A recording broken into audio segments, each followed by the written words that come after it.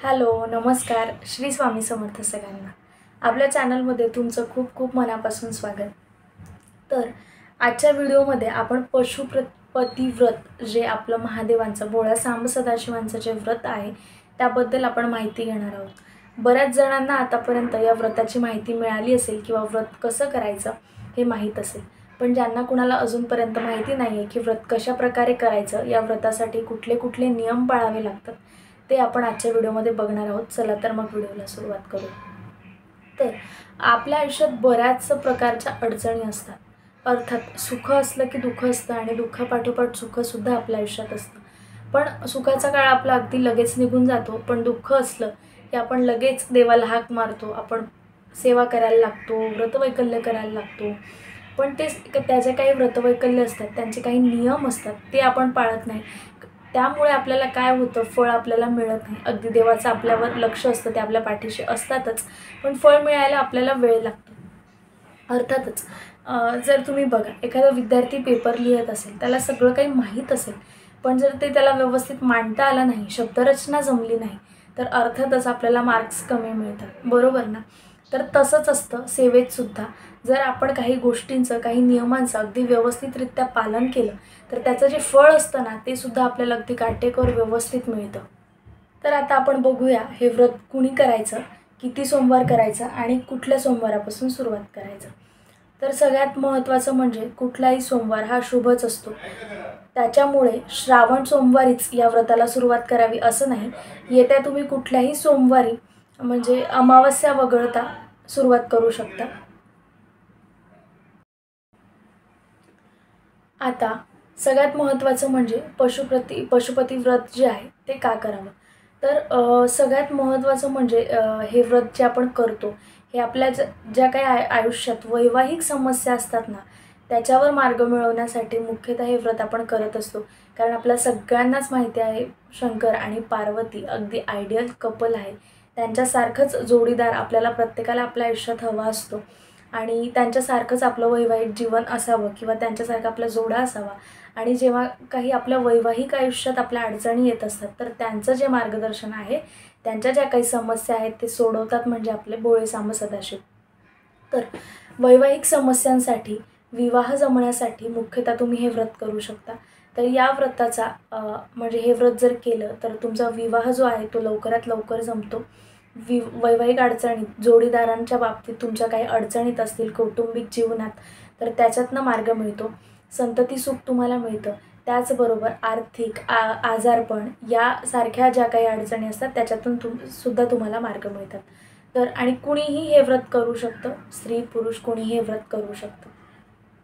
आता किती सोमवार हे व्रत करायचं, तर पती जे व्रत आहे हे 5 सोमवार केलं जातं. जसं 16 सोमवार आपण करत असतो, त्याच पद्धतीने 5 सोमवार आपल्याला पशुपती व्रत करायचं असतं. तर पहिला 1, 2, 3, 4, 5. तर काही स्त्रिया असतील तर मासिक अडचणी येतात. सगळ्यात पहिला नियम सांगते.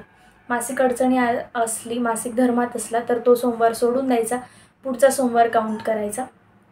अर्थातच पुरुषांना असं काही नाही आहे. तर तेवढी अडचण असेल तर तेवढा एक सोमवार सोडून द्यायचा. अर्थातच सुतक आलं, विरधी आली, कुठेतरी तुमचं गावाला येणं जाणं झालं, लग्न असेल, समारंभ असेल, दुसऱ्यांकडे तुम्ही गेले, तुम्ही उपवास केला, पूजा केली, तरीही तुम्ही दुसऱ्या गावाला गेला असाल तरीही तुम्ही तो सोमवार धरायचा नाही. या सोमवाराचा सगळ्यात आणि एक महत्त्वाचा अहम नियम आहे की 5 सोमवार जिथे तुम्ही सुरुवात व्रताला केली आहे, तुम्हाला त्याच गावाला, त्याच घरात हे व्रत संपवायचं असतं. म्हणजे जिथे सुरुवात केली आहे तिथेच. अगदी म्हणजे जर तुम्ही आता स्वतःच्या घरात राहत असाल तर अर्थातच ही अडचण तुम्हाला येणार नाही. म्हणजे तुम्ही आयुष्यभर त्याच घरात राहणार आहात, तर तुम्ही पहिला सोमवार जिथे करता शेवटचाही तुमचा तिथेच येईल. पण काही आपले मित्रमंडळी असतील किंवा आपले बंधू भगिनी असतील, सेवेकरी मंडळी असतील, ज्या भाड्याच्या घरातसुद्धा राहतात, रेंटनी राहतात, तर आता पहिला सोमवार, आता सपोज तुम्ही रेंटच्या घरात राहतात आणि पहिला सोमवार तुमचा ज्या घरात झाला आहे, 5वा सोमवारही तुमचा त्याच घरात व्हायला हवा. या गोष्टींचं भान तुम्हाला असायला हवं. जर तुम्ही दुसरीकडे शिफ्ट होणार असाल, सामान बदलवणार असाल, ह्या गावातनं त्या गावात किंवा ह्या घरातनं त्या घरात, तर व्रताला सुरुवात करू नका. तुम्ही जिथे स्टेबल राहणार असाल, म्हणजे तुम्हाला आता माहिती आहे की 1.25 महिना, 5 सोमवार म्हणजे 1.25 महिना, 1.5 महिना आपण धरू, एखादा सोमवार वगळता 1.5 महिना तुम्ही कंटिन्यू त्याच घरात, अर्थात म्हणजे मंगळवार, बुधवार, गुरुवार मधले वार तुम्ही गावाला जाऊ शकता, पण सोमवार तुम्ही कुठेही जायचं नाही, त्याच घरात राहायचं आणि त्याच घरातनं व्रताला म्हणजे मंदिरात पूजेसाठी जायचं. दुसरा महत्त्वाचा नियम, जसं घर तेच असायला हवं, मंदिरसुद्धा तुमचं तेच असायला हवं. हे व्रत प्रामुख्याने मंदिरातच केलं जातं. या व्रताचं जे फळ आहे ते तुम्ही घरात देव्हाऱ्यासमोर चालणार नाही, तुम्हाला मंदिरात जाऊनच पूजा करायची आहे. जसं 16 सोमवारांची पूजा आपण महादेवांच्या मंदिरात जाऊनच करत असतो, त्याच प्रकारे पशुप्रती जे व्रत आहे ते आपल्याला महादेवांच्या मंदिरात जाऊनच करायचं आहे. म्हणजे पूजा, जी मुख्य पूजा आहे ती आपल्याला मंदिरात जाऊनच करायची आहे, घरात नाही. त्याच्यामुळे तुमच्या आजूबाजूला जवळपास मंदिर बघा, जेणेकरून तुम्हाला जाण्या येण्याला अडचण नसेल. मंदिर हे महादेवांचंच असावं. जसं मी गुरुवारच्या व्हिडिओमध्ये तुम्हाला सांगितलं होतं की जर तुम्हाला मठ, मंदिर, केंद्र संकल्पासाठी नाही मिळालं तर तुम्ही देवघरासमोर करू शकता. पूजा मांडणी अर्थातच आपण देवघरासमोर करतो, पण स्वामींच्या 11 गुरुवाराचं तसं नाही आहे, पण पशुपती व्रताचं तसंच आहे. तुम्हाला मंदिरात जाऊन व्रत संकल्पयुक्त करायचे आहे. त्याच्यामुळे जवळपास मंदिर बघा, जेणेकरून 5ही सोमवार तुमचे त्या मंदिरात अगदी कुठलाही खंड न पडता संपूर्णरित्या पूर्ण होतील. या 2 नियमांचं जे आहे ते तुम्हाला पालन आवश्यक करायचं आहे. हे 2 नियम मोडून चालणार नाही. महत्त्वाचे 2 नियम झाले. त्याच्यानंतर आता आपण बघूया व्रत कशा प्रकारे करायचं. तर सगळ्यात महत्त्वाचं म्हणजे नियमाचं पालन या व्रतासाठी करणं खूप गरजेचं आहे. कुठल्याही प्रकारचा नियम टाळू नका. आता व्रताला सुरुवात कशी करायची, अर्थात तुमचा पहिल्या सोमवारी जेच करत आहात तीच विधी, तेच गोष्टी 5 सोमवारापर्यंत करायच्या आहेत. पहिला तुमचा जो सोमवार आहे, म्हणजे तुम्ही निर्णय घेतला पहिला सोमवार आला की शक्यतो तुमच्याकडे या व्रतासाठी पांढरं वस्त्र असावं. पुरुष मंडळी असतील, स्त्री मंडळी असतील, तुमच्याकडे पांढऱ्या रंगाची साडी किंवा कुर्ता किंवा मुलींकडे पंजाबी ड्रेस, काहीही पण पांढऱ्या रंगाचं असावं. शक्यतो आपल्याला माहिती आहे आपल्या सांब सदाशिवांना पांढरा रंग अति प्रिय आहे, म्हणून आपण पांढऱ्या रंगाचं वस्त्र या दिवशी धारण करायचं असतं. तर सकाळी लवकर उठून शक्यतो केस धुवा 5ही सोमवार, आणि मगच आपण व्रताला सुरुवात करणार आहोत. तर हे जे व्रत आहे दिवसभर आपल्याला करायचं असतं. म्हणजे आता व्रत सांगते, सकाळी आपली अंघोळ झाली, शुचिर्भूत झाली, आपण पांढरे वस्त्र परिधान केले की आपल्याला शंकराच्या मंदिरात जायचं असतं. आता शंकराच्या मंदिरात जाताना पूजेच्या ताटात काय काय असावं ते तुम्हाला मी सांगते. शुचिर्भूत झाला, ताटाची तयारी करूया. तर ताटात प्रामुख्याने पाणी, गंगाजल, दूध, पंचामृत, बेलाचं पान, धोत्र्याचं फूल किंवा धोत्र्याचं फळ तुम्हाला मिळालेच. बेलाचं पान तुम्हाला 1 मिळालं तरी चालेल, 108, 10, 11 जेवढे अवेलेबल असतील. शक्यतो श्रावणात बघितलं तर तुम्हाला बेलाचं पान मिळेल, पण बाकी काही वेळेस बेलाचं पान मिळणार नाही, तर नाही मिळालं तरी चालेल. पण पाणी, दूध, पंचामृत या 3ही गोष्टी पूजा साहित्यात असायला हव्यात. त्याच्यानंतर फुलवातीचं निरंजन असायला हवं. फुलवात म्हणजे दिवासुद्धा घेऊन जायचं आहे आपल्याला मंदिरात जाताना. तर हे सगळं जे काही पूजा साहित्याचं ताट आहे ते घेऊन सकाळी अंघोळ केल्यानंतर, आपण तयार झाल्यानंतर सगळ्यात आधी आपल्याला मंदिरात जाऊन पूजा करायची आहे.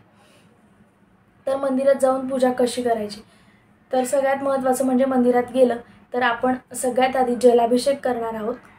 कुठलेही मंत्र तिथे बसून तुम्हाला काय म्हणतो आपण शिवलीलामृत वगैरे असं काय वाचायचं नाही. त्या सेवा आपण घरी केल्या तरी चालतील. फक्त आणि फक्त ओम नमः शिवाय किंवा तत्पुरुषाय विद्मही महादेवाय धीमहि तन्नो रुद्र प्रचोदयात या मंत्राचा जाप. आपली जी नित्यसेवा आहे, स्वामी मार्गातले सेवेकरी असतील त्यांच्याकडे नित्यसेवा असतेच, तर मंत्र विभागात हा मंत्र आहे. किंवा जर तुम्हाला हा मंत्र म्हणता नाही आला तर साधा सोपा आपला मंत्र आहे ओम नमः शिवाय. या मंत्राने तुम्हाला मंदिरात जाऊन अभिषेक करायचा आहे. सगळ्यात आधी तुम्ही जलाभिषेक करा, त्याच्यानंतर दुधाने अभिषेक करा, पंचामृताने अभिषेक करा. ओम नमः शिवाय, ओम नमः शिवाय या मंत्राचा जाप करायचा आहे. तुम्ही महादेवांच्या पिंडीवरती पांढरं फूल या दिवशी अर्पण करायचं आहे. धोत्र्याचं फूल मिळालं, बेलाचं पान मिळालं तर अर्पण करा, नाही मिळालं तर महादेव तुम्हाला समजूनच घेतील. त्याच्यानंतर मनोभावे पूजा करायची, संकल्प करायचा, महादेवांना आपल्या मनातल्या ज्या काही इच्छा आकांक्षा असतील त्या सांगायच्या आणि त्याच्यानंतर घरी परत यायचं. घरी परतल्यानंतर मग तुम्ही फळाहार घेऊ शकता. पाणी घेऊ शकता, चहा पाणी घेऊ शकता. हा जो उपवास आहे हा अळणी उपवास तुम्हाला करायचा आहे. म्हणजे दिवसभरात तुम्हाला मीठ वगैरे खायचं नाही. तुम्ही फक्त आणि फक्त फळं, चहा, गोड गोष्टी खाऊ शकता ज्या आपल्या उपवासाला चालतात. संध्याकाळपर्यंत परत संध्याकाळी ते पूजेचं जे ताट असतं ते परत देवाऱ्यासमोर आणून ठेवायचं. त्याच्यानंतर तुम्ही फळार करायचा, महाराजांना मुजरा करायची, देवघरासमोर नमस्कार करायचा आणि मग तेवढी पूजा झाल्यानंतर तुम्ही तुमचं फलाहार किंवा सकाळचं जे काही तुम्ही पाणी वगैरे आहे ते घेऊ शकता. त्याच्यामुळे मी सांगितलं की सकाळी उठल्यानंतर तुम्हाला मंदिर हे जवळ असावं, जेणेकरून उठल्यानंतर तुम्ही लगेच पूजेला जाऊ शकता. कारण खूप काळ पण आपण न पाणी पिल्याशिवाय किंवा काही खाल्ल्या पिल्याशिवाय आपण राहू शकत नाही. तर अगदी शरीराला त्रास आणि शरीराला कष्ट झेपेल अशाच पद्धतीने करा. तर घरी आल्यानंतर तुम्ही करू शकता. तेच पूजेचं ताट, ते धुवू वगैरे नका. तेच ताट आपल्याला परत संध्याकाळी वापरायचं आहे, कारण आपल्याला दिवसातनं 2दा या पूजेसाठी मंदिरात जायला लागतं. आता संध्याकाळची वेळ झाली, दिवे लागण्याच्या आधी जायचं आहे. 5-6 वाजता गेलात तरीही चालेल. अंधार पडण्याच्या आधी आपल्याला परत त्याच मंदिरात जायचं आहे. आता संध्याकाळी जाताना परत आपल्याला ज्या मी तुम्हाला आधी गोष्टी सांगितल्या पूजा साहित्याच्या त्या, पण त्याचबरोबर तुम्हाला आणखी 2 गोष्टी घेऊन जायच्या. ते म्हणजे 6 दिवे. 6 दिवे हे कणकेचे असू शकतात किंवा पणत्या तुम्ही घेऊन जाऊ शकता. पण पहिल्या सोमवारी जर तुम्ही कणकेचे दिवे घेऊन जात असाल तर शेवटच्या सोमवारापर्यंत म्हणजे 5ही सोमवार तुम्हाला कणकेचेच दिवे घेऊन जावे लागतील. पहिल्या सोमवारी कणकेचे दिवे, दुसऱ्या सोमवारी पणत्या, मग परत दुसरे दिवे, मग परत पणत्या, असं नाही. कणकेचे दिवे बनवायला जमत असेल तर पहिले 1 ते 5 सोमवार कणकेचे दिवे, नाही तर मग साधा सोपा उपाय म्हणून तुम्ही पणत्या. तर 5 सोमवारांसाठी 6 अशाप्रमाणे पणत्या तुम्हाला लागतील, साधारण 30 पणत्या, बरोबर. तर 30 पणत्या आणून ठेवा आधीच आणि मग त्या पणत्या 6 दिवे फुलवातीचे भरून ते दिवा तुम्ही तुपाचा लावू शकता किंवा तेलाचा लावू शकता तुमच्या इच्छाशक्तीप्रमाणे. 6 दिवे आणि त्याचबरोबर प्रसादासाठी तुम्ही गोड पदार्थ तुम्हाला घेऊन जायचा आहे. तर प्रसाद गोड हा तुमचा कुठल्याही प्रकारचा असू शकतो. तुमचा खीर असेल, बासुंदी असेल, शिरा असेल, कुठल्याही प्रकारचा शिरा किंवा लाडू, बुंदीचा लाडू, पेढा, काही, अगदी चुरम्याचा लाडू महादेवांना खूप आवडतो, चुरम्याचा लाडू घेऊन गेलात तरी अत्युत्तम. तर कुठल्याही प्रकारचा गोड प्रसाद, तिखट नाही, गोड प्रसाद जो काही असेल, फळ असेल तरीही चालेल, अखंड फळ मग ते तुम्ही घेऊन जा तरी चालेल. पण शक्यतो शिजवलेला प्रसाद स्वकष्टाने बनवून घेऊन जा देवासाठी. परत मंदिरात जायचं. सकाळी जसं आपण जलाभिषेक केला, महादेवांची परत पूजा करायची, थोडीशी स्वच्छता करायची, तिथे पाण्याने अभिषेक करायचा. फक्त ओम नमः शिवाय या मंत्राचा जाप करायचा. पाण्याने अभिषेक करायचा, पंचामृत, दूध, गंगाजल. त्याच्यानंतर परत महादेवांना फूल व्हायचं, आरतीचं ताट ओवाळायचं, धूपदीप दाखवायचं. त्याच्यानंतर ते जे 6 दिवे आपण आणलेले आहेत त्याच्यापैकी 5 दिवे जे आहेत ते महादेवाच्या पिंडी शेजारी, म्हणजे पिंडीच्या जवळ, अगदी पिंडीचा जो असा भाग असतो निमुळत्या भागावर, त्या भागावर, आता ज्यांनी आधी कुणी केलेले असतील या चुका त्यांच्यासाठी सांगते, तर तुम्ही त्या चुका करू नये म्हणून सांगते. तर ती जी पूर्ण पिंड असते ना, ती पूर्ण महादेवांची पिंड असते, ती काही डिझाईन नाही आहे. तर काही बायका काय करतात, त्या पिंडीवरती ते 5 दिवे लावतात. तर कृपया करून असं करू नका. जर तुमच्या शरीरावर, आता तो दिवा आपला कमीत कमी निदान 5 ते 10 मिनटं चालेल, तुमच्या हातावर असं कोणीतरी दिवा ठेवला तर तुम्हाला चालेल का? तर त्याच्यामुळे त्या पिंडीवर दिवा लावायचं नाही, पिंडीच्या शेजारी खाली तिथे काही पाट असेल किंवा अगदी जमिनीवर दिवे ठेवले तरी चालतील. ते दिवे तिथे पेटवायचे, 5 दिवे लावायचे. त्याच्यानंतर प्रसाद अर्पण करायचा. त्या प्रसाद अर्पण केल्यानंतर त्या प्रसादाचे 3 भाग करायचे. जर तुमचा लाडू असेल, एवढा लाडू असतो, तर 3 भाग करायचे, अगदी समान आकाराचे. 2 भाग तिथेच सोडून यायचे आणि 1 भाग आपल्यासाठी स्वतःसाठी घरी घेऊन यायचा. अशा प्रकारे करायचं आहे. पूजा झाल्यानंतर शक्यतो 5 मिनटं मंदिरात बसा आणि मग त्याच्यानंतर उठा आणि मग घरी या. अगदी लागोलाग येऊ नका. तर अगदी अशी साधी सोपी पूजा आहे. तुम्हाला कुठल्याही खूप मंत्रांचा जाप, उच्चार, नियमावली काहीही म्हणायचं नाही आहे. ओम नमः शिवाय या मंत्राने साधी पंचोपचार जसं आपण हळद कुंकू वाहून पूजा करत असतो त्याचप्रमाणे आपल्याला पूजा करून घरी यायचं आहे. त्याच्यानंतर आता मंदिरात तर आपण 5च दिवे लावले आहेत आणि 6 दिवे घेऊन गेलो होतो. तर तो जो एक उरलेला दिवा असतो त्याला आपल्याला घरी आणायचा आहे आणि घराच्या बाहेर उंबरठ्याजवळ आपल्याला तो दिवा प्रज्वलित करायचा आहे आणि त्याच्यानंतर घरात प्रवेश करायचा. घरात प्रवेश केल्यानंतर हातपाय तोंड धुवायचं आणि त्याच्यानंतर जो प्रसाद आपण आणलेला असतो 3रा भाग स्वतःसाठी, तो जो उपवास करता व्यक्ती आहे त्यांनीच तो प्रसाद ग्रहण करायचा आहे. अर्थात तुम्ही करत असाल किंवा तुमच्या घरातला अनेक कोणी व्यक्ती करत असेल तर ज्याचं ते ताट आहे त्याच्या ताटातला प्रसाद त्यांनीच खायचा आणि तो प्रसाद खाऊन आपल्याला उपवास सोडायचा असतो. त्याच्यानंतर तो प्रसाद खाल्ल्यानंतर बाकीचं जे काही जेवण बनवलं असतं, वरण भात, आमटी, भाजी, पोळी, तुम्ही कुठल्याही गोष्टीने उपवास सोडू शकता. पण दिवसभर तुम्हाला फळाहाराने उपवास करायचा आहे, अळणी उपवास करायचा आहे आणि रात्री तुम्ही तो प्रसाद तर अशा प्रकारे तुम्ही उपवास सोडायचा आणि मग तुमचा एक सोमवार संपूर्ण होतो. अशा प्रकारे तुम्हाला पशुप्रती व्रताचे 5 सोमवार करायचे आहेत. तर अगदी साधी सोपी नाही म्हणणार मी, सेवा आहे, नक्कीच आहे. थोडे कष्ट तुम्हाला घ्यावेच लागतील, नियमांचं पालन करावं लागेल. तर एवढं सगळं आता जर आपल्याला काही फळ हवं असेल, संकल्पयुक्त असेल, आपल्याला ते हवंच असेल तर त्याच्यासाठी आपल्याला थोडे कष्ट हे घ्यावेच लागतील. तर या व्रताचा जो महिमा आहे तो अगाध आहे. आपल्याला माहिती आहे की महादेवांची तपस्या करणं किंवा महादेवांना खुश करणं जितकं कठीण आहे त्याच्याही पेक्षा जास्त जेव्हा महादेव आपल्या केलेल्या कष्टाला प्रसन्न होतात तर ते जे फळ आहे ते आपण मागतो एवढं आणि ते आपल्याला अधिक पटीने मिळतं. तर महादेवांना प्रसन्न करण्यासाठी आधी आपलं मन प्रसन्न असावं लागेल, तेव्हा तो व्रत जो आहे तो महादेवांपर्यंत पोहोचेल. तर त्याच्यामुळे नियमांचं पालन करा, कुठलेही नियम तोडू नका आणि व्यवस्थितरित्या व्रत पूर्ण करा. जर तुम्हाला अडचणी असतील लगेचच व्रताला सुरुवात करू नका, 1-2 सोमवार जाऊ द्या आणि मग त्याच्यानंतर व्रताला सुरुवात करा. घाई गडबडीत आपण काय करतो, सुरुवात करतो आणि मग 2ऱ्या-3ऱ्या सोमवारी आपल्याला जमत नाही किंवा उपवास आपल्याला झेपत नाही, तर अशा गोष्टी होतात. तर उपवास नाही केला तर चालणार नाही आहे या व्रताला. जर तुम्ही म्हणजे शरीराने आणि मनाने अगदी बळकट असाल तरच मग व्रताला सुरुवात करा. नाहीतर पहिला दिवस केला, पहिला सोमवार आणि मग आता झेपत नाही आहे, मग आता नाहीच करायचं, तर काय होतं, अशा वेळेस काय होतं, आपण संकल्प करून जातो आणि मग देवाची जी सेवा आहे ती मध्येच आपण सोडून देतो. तर असं नाही चालणार. याच्यावरती आपल्यावरती तर भार येतोच, देवावरती पण भार येतो. तर जर त्याच्यामुळे व्रत जर करत असाल तर नियमांचं पालनसुद्धा आवश्यकरित्या करा. सगळ्या नियमांचं पालन करा. आपल्याकडनं कुठलाही नियम खंडित होणार नाही याची काळजी घ्या.